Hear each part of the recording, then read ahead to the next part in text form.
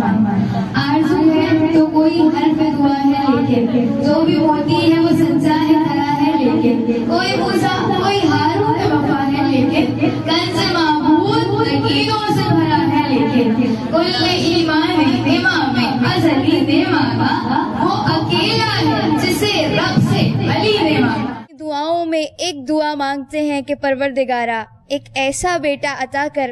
کہ جو کربلا میں میرے حسین کے کام آئے۔ جناب ابو الفضل عباس اس ہستی کا نام ہے کہ جس کی فضیلت کی سب سے بڑی دلیل یہی ہے کہ جناب امیر کا اس انداز سے ابو الفضل عباس کو اپنی دعاؤں میں مانگنا، لہذا یہ معمولی منزلت نہیں ہے۔ اور دوسری جو خوبصورت بات ہمیں آپ کی سیرت میں دکھائی دیتی ہے وہ یہی ہے کہ جب جناب ابو الفضل عباس کی ولادت ہوئی ہے تو اس موقع پر ہم سب جانتے ہیں کہ جناب زینب کبریٰ کی آغوش میں ابو الفضل عباس ہیں۔ ایسے مرحلے پر جناب امیر نے دیکھا کہ جناب عباس کے کان میں جناب زینب کبریٰ نے کچھ کہا۔ جیسے ہی کہا تو جناب امیر المومنین سوال کرتے ہیں کہ اے بیٹی زینب کبریٰ، آپ نے اپنے بھائی کے کان میں کیا کہا؟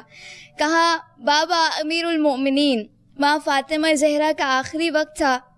میری ماں نے مجھے پاس بلایا تھا اور جملہ کہا تھا کہ اے زینب کبریٰ، ایک وقت ایسا آئے گا کہ جب ابو الحسن کی آنگن میں ایک پھول کھلے گا کہ جس کا نام عباس ہوگا، جب اس عباس کی ولادت ہو جائے تو میری جانب سے اسے میرا سلام کہنا۔ یہ معمولی بات نہیں ہے، یعنی سارا زمانہ وہ ہے کہ جو رسالت مآب کو سلام کرتا ہے۔ رسالت مآب جسے سلام کریں وہ کوئی اور نہیں، فاطمہ زہرا سلام اللہ علیہا کی ذات ہے، اور جسے فاطمہ زہرا کا سلام آئے وہ کوئی اور نہیں، ابو الفضل عباس علمدار کربلا بنتا ہے۔ اور ہم سب کو پروردگار عالم بار بار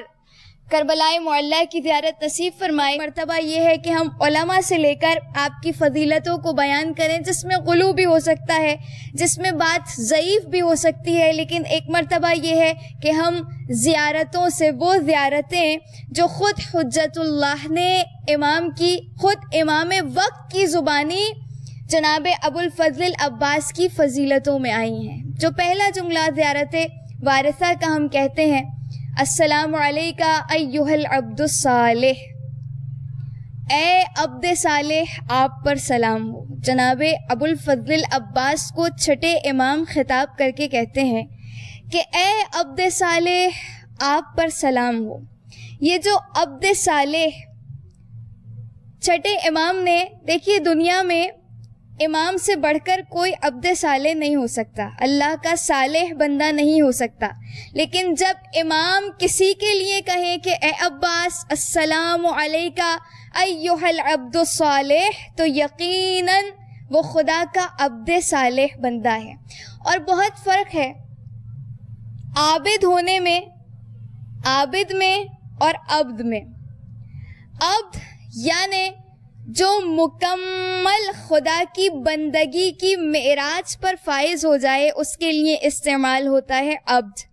اور خود قرآن کی آیت ہے سورہ بنی اسرائیل، خدا فرماتا ہے سبحان الذی اسریٰ بعبدہ لیلا من المسجد الحرام الی المسجد الاقصی، سبحان الذی اسریٰ بعبدہ،